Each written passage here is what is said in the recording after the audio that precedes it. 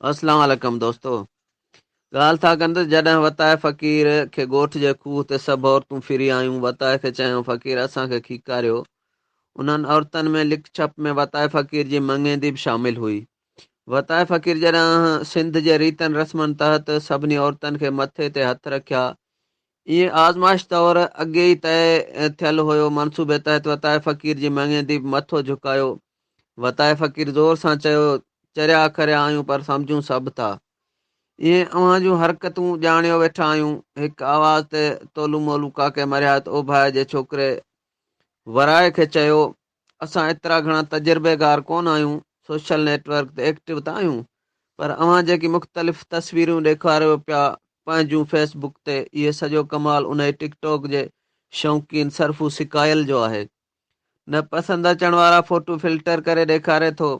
सॼो ॾींहुं असां वारा छोकर टिक टाक ते शाम थींदे ई पबजी गेम में लॻियो वञनि। राति चाची सभागी निंड मां रड़ियूं ॿुधी उथी वेही रही। वेचारी अॻे ई बीमार, हिकिड़ी निंड अचे ई कोन। ॿी मस मस गोरियूं खाइण बाद निंड आई। दांह ते पंहिंजी लठड़ी खणी ॿाहिरि निकिरी हूंगारियूं ॾींदे पुछा कयई, अबा छा थियो? अबा छा थियो? चोर चोर! सभु वॾा पाड़े वारा अची लथा हेॾां होॾां निहारींदा। कमाल कलर वारे कमरे में निहारे त सॼी संगत लथी पई आहे। मथां वञी सभु पहुता पर कंहिं बि हिननि ॾांहुं निहारियो ई कोन। साॻियूं रड़ियूं हकलूं, को कुंड में, को कोच ते, को कुर्सी ते, को पट ते, सभु पखड़िया पिया आहिनि। ख़बर न का चार इश्क अणा गोयार। तोलू मोलू हिक ॿिए ॾे निहारे ज़रे घटि पाण खे भूंडा ॾियण वारा हुआ। ॾिसो असां कोन पढ़ियासीं, अॼु पिनूं पिया। होॾां साईं सुरमाई सॼो ॾींहुं ठॻियनि ते कमु ट्रिपाए पियो।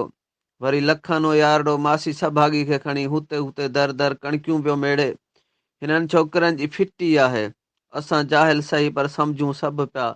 शल असांखे शऊर अचे।